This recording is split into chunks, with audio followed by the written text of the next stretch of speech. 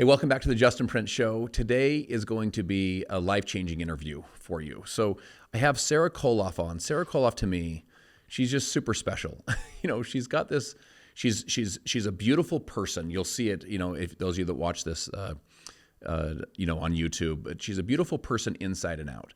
She's an absolute force of nature. She's built an incredible business online, a great presence online, and kind of the direct sales space. But then in addition to that, she took her learnings there and took kind of her ambition and passion and poured it into real estate and has built an incredible real estate portfolio, 2,100 apartment doors kind of thing.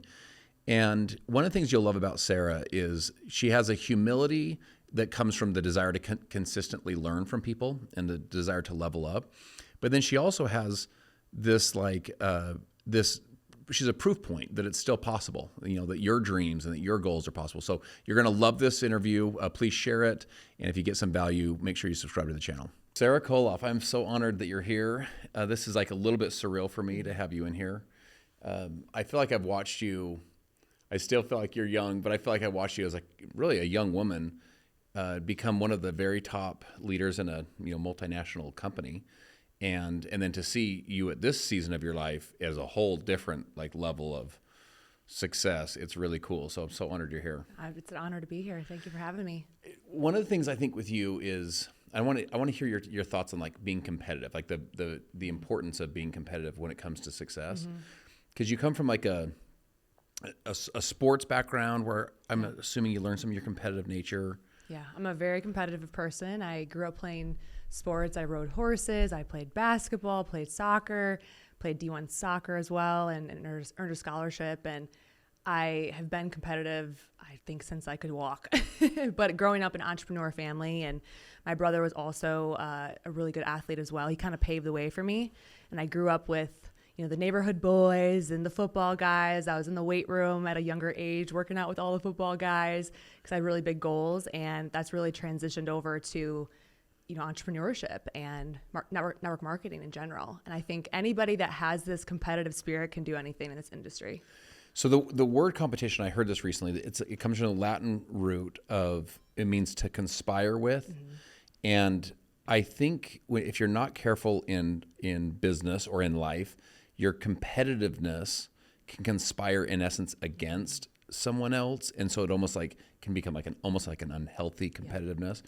Versus when you conspire with, the idea was of competition. It was like iron sharpens iron. It's I'm conspiring with you to make me better, and you're conspiring with me to make you better because we're pushing each other and growing to that next level. How have you been able to keep that competitiveness? What do you do to keep it on the healthy side, let's call it, where you're collaborating, you're working hard, and you're refining, getting better? That's one of the things about you that I admire is I feel like you're always improving versus kind of tilting into that side where it's you feel like there's a negative energy to it. Well, when I talk about competition and being a competitor, I am in competition with myself. I never really view I use other people's success as inspiration.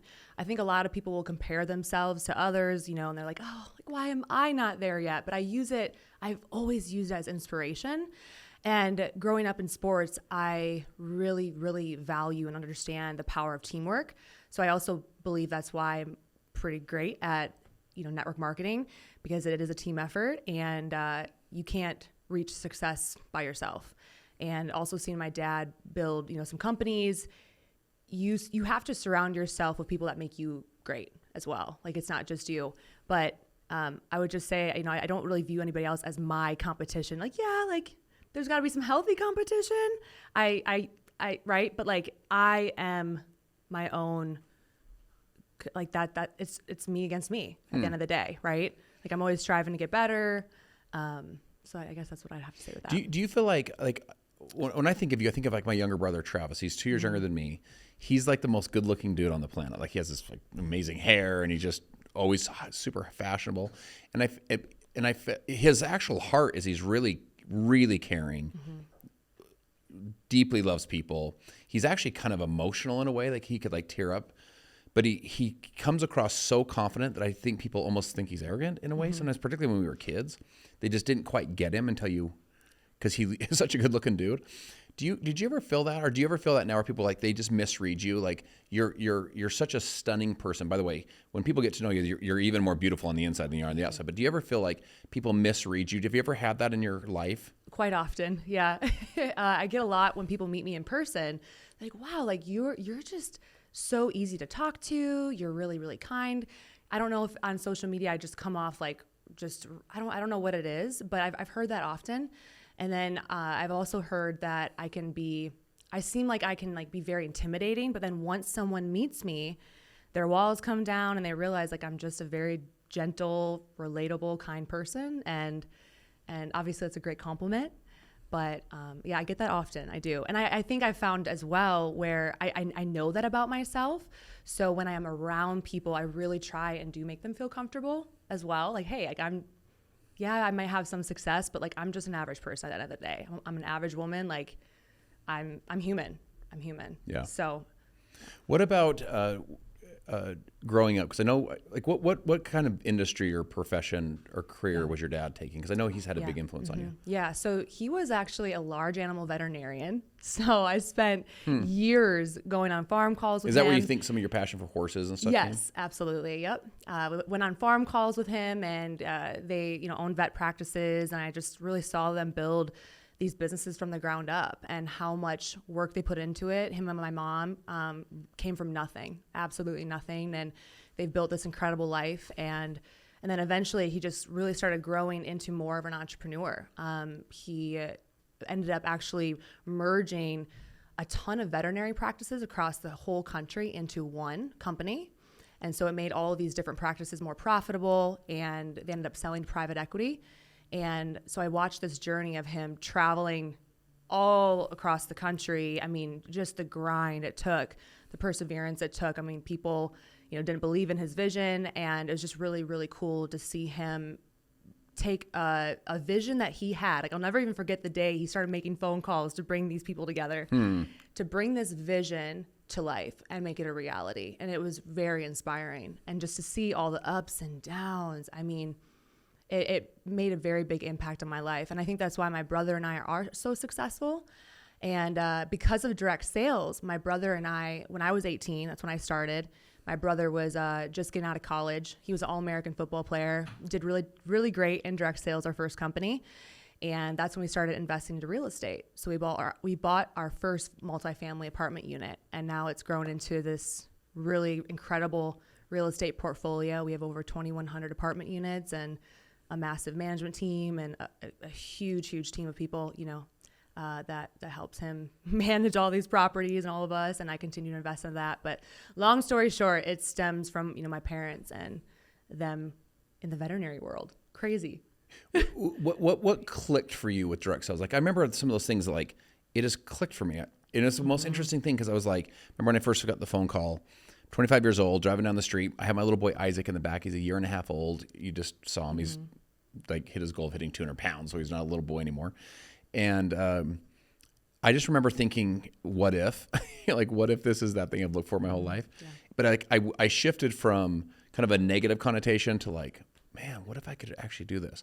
What were the things that, almost the logical things? Sometimes it's heart things, but like, why direct sales for you? You could have done all the other things you could have done with your career. What clicked for you about direct sales?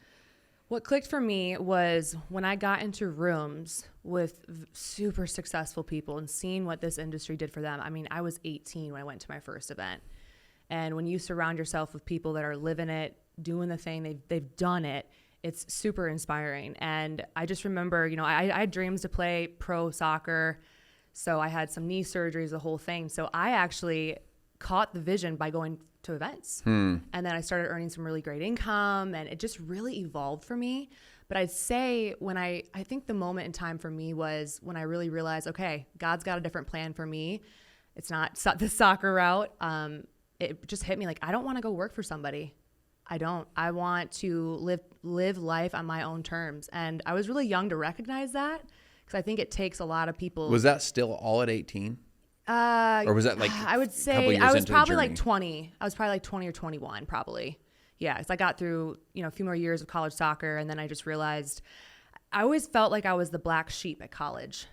So I was in these business classes. I was going towards a business degree, and I'm reading Grant Cardone's 10X book. I'm reading Rich Dad, Poor Dad in my classes. And I just really started understanding, like, okay, I have this business I'm building. I ended up dropping out. And I got a lot of pushback, but my brother really supported me with that. And I'm really glad I did it. I'm really glad I pursued that business, went all in. And I have no regrets dropping out of college. So as you look back, by the way, I dropped out. You went further than I did. I was a semester and a half, and I was like, you know what? I don't know if I'm into this. Where do you think that I don't want to work? I don't know if it's I'm not willing to work for someone else. It's just this. There's like a freedom call in your heart. Yep. So I sometimes feel like people get bristly when they hear that, like somehow you're too good for it. I don't think it's that. I think it's more of like, I'm willing to do what it takes to get there, but at the end of the road of this, I want to be free and I want to control my time. It's all about freedom for me. Yeah. Completely. What does freedom mean to you? Like when you say that, what does that mean? Freedom to just simply do the things that I want to do. I just can't wrap my head around slaving away for somebody else and being capped financially. I think most people are capped at jobs that they're working at, and working somewhere Monday through Friday, living for the weekends. I just had no desire. And I do give a lot of credit to my parents because I saw them build this incredible life. So I knew what was on the end of a lot of hard work. But I would just say for freedom for me it's more than just not working for somebody. It's just living in your truth and having the ability to truly create your dream life. And that's something that I love that you've talked about before, because you've been one of my mentors for over 5 years, and you talk about how we're a creator. Like God created us to be creators, and I fully believe that God is waiting on us, and we have all these gifts inside of us. And the thing with a lot of corporate jobs and people in these jobs is they're just kind of like settling. Not everybody, okay, but I feel like they could be doing so much more, and they have so many more dreams and things in their hearts that they want to be pursuing, but they let money, jobs, all those things hold them back. So it's funny. I think about like when we were little kids, and as you're listening to this, I want you to remember these days. Remember when we were little kids, we're like, I'm going to be a fireman when I grow up, or a nurse, or an astronaut, or I'm going to like have a Ferrari. It's just whatever these little dreams are. I'm going to go to the moon. And then what happens? You get a little bit older, and all of a sudden the rent is due, and you get a little bit older, and all of a sudden the baby's here, and you get a little bit older, and all of a sudden you have a mortgage payment. And so you kind of like, you kind of shrink these, what were once these dreams, you shrink those down to meet your new reality of your economic situation. Or, the other option is you like raise the economic situation, you raise your income, and like to meet the dreams, to go chase these dreams. How did you avoid that shrink of just shrinking down and playing small? Because again, one of the things about you is I feel like you have a level up. Like even when you're up, you're leveling up. And even when you're really, really up, then you're leveling up. Like that takes something. You're raising your income. You're raising your vision to meet the dream. How do you do that? Or why do you do that? I think a lot of people get comfortable when they attain some sort of goal, and then they kind of settle like, oh, I did it. But for me, I'm like, what's next? What is next? Because if you get comfortable, that's really the enemy. There's that quote, the enemy to greatness. And so I try to never get comfortable, and to avoid that, I really don't know what it is. I think it's my competitive spirit. I know, what we're all capable of. I mean, we can truly accomplish anything we put on our hearts. Like, I really believe that. And I think also I borrowed belief in others. Like I really try and just be a sponge when I'm in different rooms, and I try and get myself in networks of people that are doing 10 times what I'm doing. And it's actually kind of crazy. So about a year ago, I went to a conference. It was the 10X Grant Cardone conference, and he's all about 10Xing your income, your business. And by the end of the year, I had over 10X my income with direct sales, which is just crazy. So you got to get into rooms. You got to surround yourself with people that push you. That's so big, because if you don't surround yourself with, you're going to become the average of those people, Yeah. It's so interesting. It's like when you do get around people that are living the game a little bit higher than you are, man, it's like some things are caught, not taught. It's like just kind of hits you like, I got to step up my game, kind of thing. Yep. So there's just so much value to the associations, part of that, that's kind of the intrinsic value. But like Abraham Lincoln said, I'm a success today because I had a friend who believed in me and I didn't have the heart to let him down. Sometimes you get around people that are like, yo, you got what it takes. And you're like, I thought I was already doing it. When you're in the other rooms, you're the biggest fish in the room. So everyone kind of looks at you. When you feel like you're the small fish, it's a great feeling to say, I've got way more in me, you know? Right. It just really expands your vision. And so every time I do hit a goal, I mean, I'm always like, okay, what is next? And it's a good thing to do. It's a good practice to do, I believe. But setting really big goals is what everybody should do. Why not set big goals? Sometimes when I'm mentoring people, they're like, well, I don't want to set too big of a goal. I don't want to fall short and be down on myself. I was like, why not set a bigger goal? If you fall short of that goal a little bit, it's all right. Like, you're closer than you would be if you set a smaller goal. Yeah, it's kind of a shoot for the moon, hit the stars kind of concept. Yeah, and I just believe, I have this belief of, I feel like if I were to tell people some of my goals, they'd think I'm crazy. And like I said, because of the people I surround myself with and the vision that I have, anybody can do it. Like, I really believe it. It just takes a lot of hard work. I've shared with you that there was a study, University of Pennsylvania did a study, 22-year study, 350,000 people. And they said that there was a thinking pattern that began to emerge over the years that they said was predictive of success. And as you're listening to this, listen, predictive of success, you want to know what that thinking pattern was. And it was optimism. They were optimistic. But there was two characteristics that they had, and you're really touching on, I think, both of them. Even as you were telling your dad's story. First characteristic was that they had what the researchers called unrealistic expectations that they would be successful. Love that. Isn't that so interesting? Someone's like, no, your dreams, this is super unrealistic. But then the second characteristic is that they tried new things until they succeeded. They kept trying new things. Yep. And I feel like with you, that persistence that you watched your dad and mom do, you've applied that obviously in your sports career, and just that, like, I'm going to keep trying this and like adjusting and adapting and improving and getting better. Yeah. Keep leveling up until I get kind of where I want to go. And those unrealistic goals all of a sudden become reality, Absolutely. One quote that my dad taught me, because a lot of people have these goals or want to do these things, but they don't know how they're going to do it. And my dad always says, the how will reveal itself. So meaning you just got to take that first step, and it'll just become apparent what the next step is. So even just my past year of, I left a significant bit, paycheck in business, and it was scary. Obviously I had I had help and guidance, but I just knew, I'm like, this is it, but it's all going to unravel, and it's going to become apparent of like what I need to do as I go and like transition to this new company. So that's been really impactful. It's a very simple quote, but it's been very impactful in my life with entrepreneurship. Okay, I want to dive into this because I've told you this before.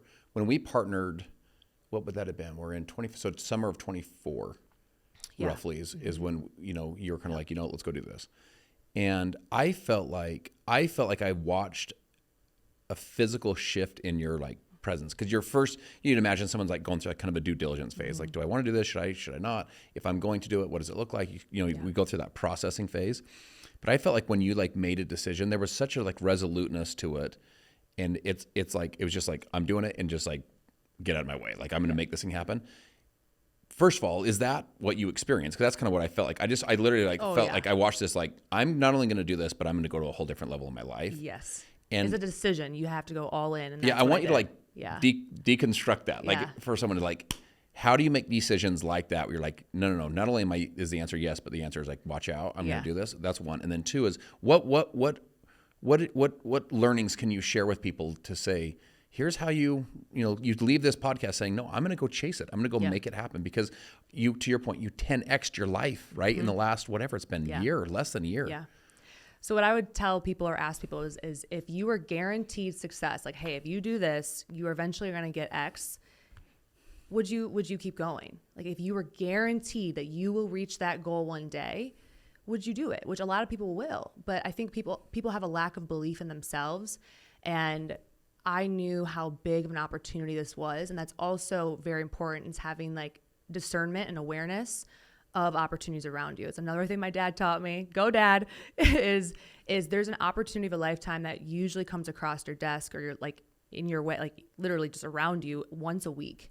once a Whoa. week. And I've never heard that. a lot of people let it pass them by, whether it's, maybe somebody you meet or who knows. But so that was very impactful for me. But I think a lot of people get caught up in the belief in themselves. And I would just say you have to have a decided heart, and you have to just have this unwavering belief in yourself that you can do it, and it will take time. And that's another thing too. I think a lot of people are not willing to put the time in, because it takes a lot of consistent effort over time. I want to hit you with this. I feel like with all generations, right? But I feel like with the younger generation even more. This idea of multiple streams of income. I'm going to give you my take on it, but I want to hear yours. I don't want to like lead the witness. I want to hear your thoughts on this. You have multiple streams of income. But one of the mistakes I think people make is they try and have 10 streams of income when they have no significant stream of income, right? There's like they're very scattered. There's not a lot of focus. This idea of like a decided heart, to me, it's like you focus to build wealth and then you diversify to keep it. Yeah. Because I see them they do 17 different things, none of which they're doing well, none of which you're in the 1% of, none of which you're doing with high levels of expertise. Is that how you process it? Or are you like, no, I did 10 things all at once and it all worked? Or were you like, I got really good at this and then that led to the other things, Yeah. I mean, I've been in this industry for 13 years and it took me a long time to get to where I'm at. And I'd say I lived and breathed it for a very long time. Yes, I started investing my income, in the beginning. But other than that, this has been my main thing for a very long time. And when I hear people saying they're doing all these different things, I'm like, you got to get really good and great at one thing before you can really diversify and build wealth. And a lot of people are so distracted. They're going towards just the shiny object. They try it, don't have success, on to the next thing. Yeah. And so you really do have to decide and go all in. Otherwise, you're never going to be great if you're doing all these different things. Yes. You got to focus on one thing. Yeah, absolutely. That power of decided heart, Oh, yeah. that power of focus. Mm-hmm. Yep. Super important. To me, that, again, if I were describing you, it'd be like she's hyper focused. Mm-hmm. Talk about one of the other things that really made sense to me about direct sales. So it's a Robert Kiyosaki Rich Dad, Poor Dad-ism. I remember reading the book and it said poor people. And I was like, oh, I don't want to be this person. And then it said they have an income. And I remember thinking, I have an income. And then it had an arrow down to the word expenses. So it's like income is basically make money, pay bills. And I remember thinking, that's not what poor people do, because that's what I do. And I'm like, this sounds familiar at 22, 23 years old, And I thought poor was like you live under the viaduct on the freeway, like you are poor. Like, no, this is like, make money, pay bills was his thing. So I turned the page over and it says rich. And I remember thinking, I like this page more already, And it says rich people have an income, same as the poor people, but the income leads to assets. Yep. The assets pay the expenses. And I was like, I'd never even heard of that my whole life. I had no financial literacy or background or training. And I remember thinking, what's an asset?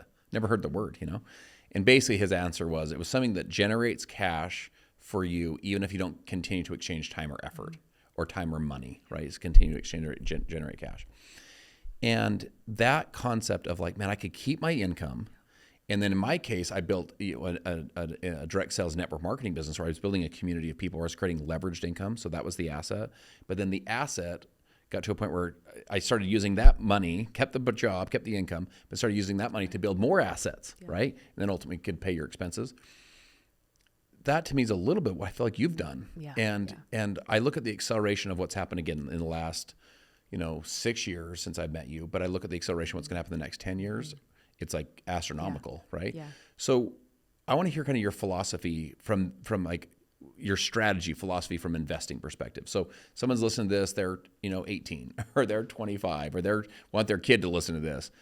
What have you done to become the top 1% of what you do? In direct sales. Yeah, direct sales plus your investing strategies. So with investing, I mean, luckily my brother and I, we are around a lot of just super successful people, and my dad and my mom. So very, very blessed, and recognize like I was in a great situation with my family and I got the opportunity to invest. But my brother and I, we just discuss often about starting to invest our money. I mean, we just realized we didn't want to just depend on that income. But again, you got to grow it. You got to build it before you start investing. And so now I think my mindset is I'm always looking, my husband and I, we're always looking to just continue investing that income. And we're still very careful. Like, we haven't bought a house yet. if we would have bought a house, like we still put a lot of our money into deals. And so what I would tell somebody that's a bit younger is, the first step is start educating yourself, start reading the books. My brother, he read probably 30 real estate books, Grant Cardone, Donald, all the real estate books, and educated himself. And so it kind of goes back to that point of getting in rooms with people that have opportunity to invest, I'd say is probably my advice for most people. And then real estate is really, in my opinion, one of the best investments you could make in a cash flowing real estate investment. That's why we do apartment units. So that's what I would say with that is just start learning and figure out what path you want to go with investing. Definitely be careful with it and who you invest with. It can be intimidating, I think, for a lot of people. Like investing, even that word, I think, is intimidating. But you definitely want to diversify at some point when you have those extra funds to do so. Yeah, but even just two of the principles. One is to be careful. One lesson is don't invest in stuff. Never invest more than you're willing to lose. But that the second part of that is don't invest in stuff you don't understand.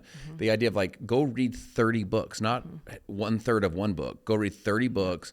Don't take your friend's advice. Start to become proficient in what the heck you're talking exactly. about. Yes. Yeah. I think a lot of people just will read something, or maybe they'll read a half a book, or they'll hear a podcast, and then they'll make some not so good financial decisions. And so, there was actually one investment my husband and I did with a pretty successful entrepreneur, and it didn't go that well. But again, we knew when we invested the money, we were willing to risk it. And now looking back, it's okay, that was a mistake, but we learned. Yeah. We did. And so now we just do real estate. So. One of the reasons I encourage people to be able, if you can explain it in one or two sentences what you're investing in, why it's a good investment, then you don't understand it well enough. Right. And one of the reasons I encourage people to take your time and actually really understand what you're doing is because if you win, you want to know why you won. Yep. So you can I learned something, and I can do that next time, and mitigate risk and maximize upside. On the flip side, if you lose, you want to know why you lost. Love that. So you're not just an idiot. You're I just lost and I don't even know why. Now you're really an idiot, Well, and just talking about expenses and business, one thing too with direct sales, and I think this actually goes back to a question you asked earlier of what was it really for you to what turned on? Growing up with my parents and seeing them work so hard and dealing with employees and just, oh my gosh, if people knew how much business owners go through and how much work and dedication it takes, if they saw direct sales and they really took a look at it and understood how much you can earn and have that type of lifestyle, there's no investing. You don't have to invest and put up a bunch of money and wait years to make money and profit. You don't have to worry about all the other things. You're literally given a once in a lifetime opportunity, in my opinion, that can truly change the trajectory of your life. But all you have to go do is serve and help people, which luckily I love to do. And the more people you impact and you serve, the more money you will make. But luckily I love helping people. The amount of time I put in my business, I spend so much time mentoring and serving people because I'm just so passionate about helping them, reach their goals. And it's so rewarding. Obviously the money's great, but it's so rewarding. So anyways, back to the business stuff. If you own a brick and mortar, if you're listening to this, if you're an entrepreneur, you understand there's a lot of expenses, a lot of overhead. But with direct sales, you can make $10,000 a month, $20,000 or more a month, and your expenses don't go up. Yeah. And you can go on a 2-week trip with your family and still be earning money, and the business is still really running. Yeah. Listen, if you're a business owner, we business owners will fight and claw to pull out probably somewhere between 5 to 15% earnings. So 5 to 15% profit, right? I'm talking EBITDA, at the bottom line profit. So a great business is running maybe 13. And there's different businesses, but if you own a restaurant, you're working for percentages at the end of the day, right? Pennies on the dollar. And to your point, you could be doing top line, go through all your expenses. You have these little percentages at the bottom. In direct sales, what's interesting is, so business is, let's call it 95% in, 5% out, 90% in, 10% out. That's kind of the way you'd look at it. A direct sales business, it's like 1 or 2 or 3% in. Maybe you buy some product, maybe you attend some events, maybe you do some personal development. And again, let's just chalk those up to business expenses. Maybe you could argue if your personal development should or shouldn't count in that category. Let's just say it does. Your business expense, is traveling to some events, learning some new skills. Maybe you count your product as that. Maybe there's some sort of registration fee with what you do. Maybe there's some marketing fees, that kind of thing. Okay, it's 1 or 2% in for 98% cash out. It's just cash flow. Some of my friends that are business owners, they say to me, they go, dude, network marketing income is the best income in the world. And I go, why is that? They go, it's just cash. Like, you don't have all of the other stuff you have to go through, all the other expense. And that is one of the things, particularly as I've gotten older, I don't know if I fully grasped it or realized it or appreciated it at first. Man, as I've gotten older and you are involved in other things, you're like, oh, yikes, this is really, really hard to pull out just a little bit of cash. Even in real estate investing, to pull out, $1,500 a month of cash profit. You put in hundreds of thousands of dollars for your down payment, and to like pull out this little dividend. And direct sales, it's like, go work your little butt off and go learn some skills, and you can start pulling that out where you're making $1,500 a month and it's just free cash flow. Exactly. You just got to help more people, talk to more people, and put more time in, and you'll make more money. Yeah. Let me ask you this. How would you mentor someone to like do direct sales in today's age? So for example, this is not the profession of 1980s or the 90s or the early 2000s. Like, you are in the social world. You were in essence raised in the social world. I don't want somebody to hear this and feel intimidated that you're some huge influencer. Therefore, like you have influence, but you weren't necessarily like a huge influencer, right? How do you build networks in the social age? How do you connect with people in this world? So I would tell everybody, social media is a tool. It's a great tool. Obviously, it depends on their goals and how fast they want to get to their goals, how big their goals are. So a lot of people can build great online businesses through their social media. They really can if they're intentional with connecting with others, and attraction marketing is a great thing, and attracting customers in and people you want to build a business with. But I tell people that really have bigger, like really life-changing income type of goals. And I'm talking, maybe six-figure earners. Like, if you're somebody that wants to be a six-figure earner, you still need to be super intentional with networking. And that also means online. Okay. So like, I'm very, very strategic with who I target on social media. I'm still connecting in people's DMs. I don't just post and hope. I don't just depend on, all the stories and things that I do. But I would tell people that if you want to really be great, you got to do both. You got to still do in-person things. You got to be meeting and connecting with others. I still love in-person stuff. Like, I don't think that's necessarily died. But in my first company, we didn't really have social media. So I was in homes. I was doing mixers. You almost did both. You almost learned both. That's how I was too. So like, there's parts I'm like, I miss some of that stuff. Like, I love seeing people, but I also love, like, I can do this business from wherever. Yeah. It's incredible. Like, if you're a hermit, if you love to be at home, like, you can do this. You really can. You just got to be super intentional. If you really want to grow fast, you still have to invite people. It's not like you're recruiting or you're going to spam people. It's all about inviting somebody to an incredible life-changing opportunity. That's really all you are. You have to become a professional inviter, really. And so I think a lot of people get in their way with that. But it's a mix. And it's just really dependent on their goals, right? So if you're doing this online business as a side hustle, I think you can do most of it all online and crush. But if you really want to take it to the next level, you got to get more intentional with conversations and networking, because one person can change your business. One person can change your business. So I feel like, first of all, I 100% agree with that, and I used to hear the advice of like, you're one person away from explosion, and honestly, I hated that advice. I was like, dude, if I hear that again, I'm gonna scream. But I feel like I've learned a little bit more. The first thing is, the most important person you'll ever recruit, the most important recruit you'll ever make is you. Like, are you decided heart, all in, focused? Like where you don't let people's opinions of you hold you hostage anymore. You just kind of like, I'm going to go make this thing happen. Once you are fully in, that's the one. One to like, once, and the way I look at it is like, once I'm fully in, okay, cool, that shifts. Then from there, man, it's like, these are big numbers, by the way, but just to give you an idea, I was sitting here with a friend of mine that owned a tire they own multiple tire shops, right?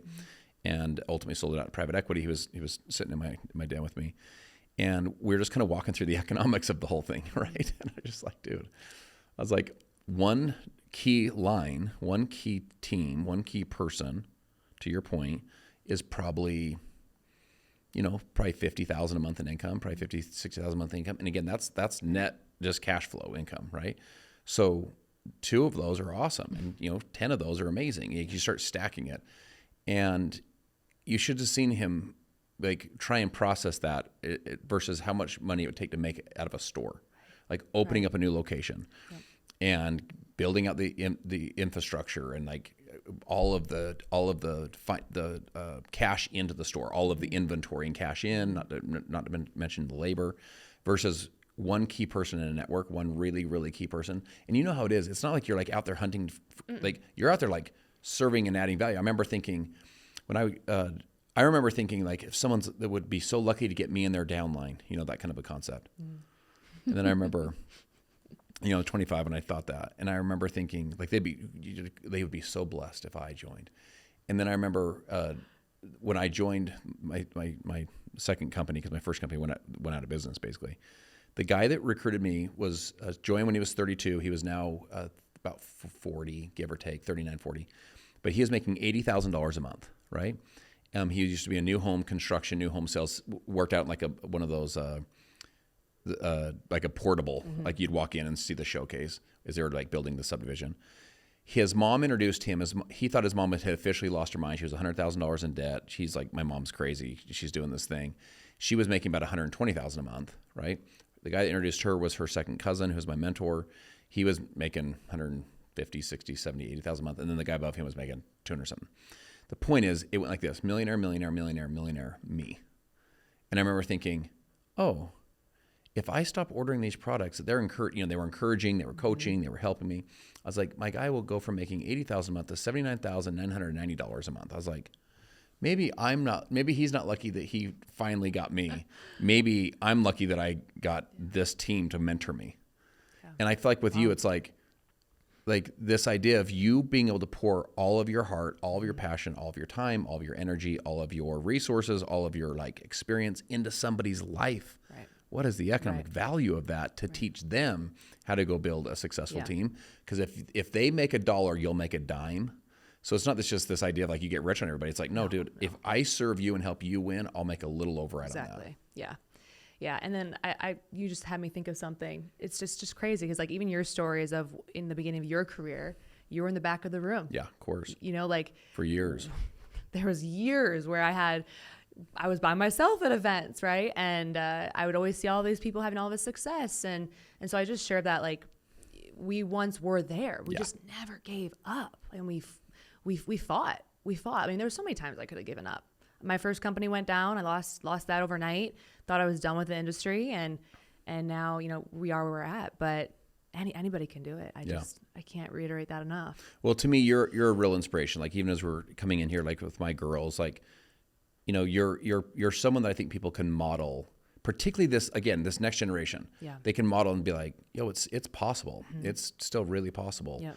For people to create and design an extraordinary life and to, I try and teach our teams to build an income so that you don't need your income. Yep. So in other words, you're investing properly and you start to kind of set yourself up. I mean, with the stuff I went through for like the last year plus, if I hadn't followed that strategy, I'd have been toasted, right. When it's all taken away from you. So the point is you're a real model. And then I also think you're a real model of like the new era of how to do it. You can be professional, you can be fun, you can be highly social and do your thing, and also you can be really humble and sincere. I love that. Being authentic. Win the right way. I've definitely learned that being your authentic self, it is so important, and that's who you're going to attract. Like if you want to attract more people like yourself, just be you. Like it sounds so corny and cliche, but just truly be you. Yeah. And it'll go a long way. So and always be looking to grow. Always, like even on calls still, I have my notebook. I'm still taking notes. I learn from everybody. Like you can always learn something from somebody and just always be looking to learn. Yeah. Yeah. I first of all, I'm the same way. If I showed you my notes, a section of like my phone, I'm always like picking up little, like I had we were just together at this retreat last week in Florida. one of the gals there, Lindsay Matway, I mean, she's earned like $40 million in commissions, and she's just next level, amazing. you know? Yeah. And she says to me, she goes, we're at dinner, and she's like, how do you have all of us went to that last dinner. Yeah. We were sitting by each other, and she goes, how do you have like all these quotes and stats and whatever, you know? And I'm like, dude, I like hear something and I think it's interesting. So I write it down and then I teach it. Yep. Like I like apply it and then I teach it. Yep. And so, you know, you're always at listening and learning and observing, and we all can learn from someone else. Yep. Their unique story, their life experience. And I think it does show a level of your humility that you're always trying to pull, you know, something like, what can I learn from you? Yeah. You know? Always. Yeah. Well, listen, I loved having you on. I'm so grateful we were able to do this. Thank you so much. Awesome. You're to me, you're a force of nature. You're just a real powerful person, and yet you still do it in a way where you're inviting and relatable and kind to everybody. Thank you. That's a real gift. So you are too. You are a prime example of that. You really are. Well, I loved having you on. Let's do it. Let's do it again. Yeah. Thank you.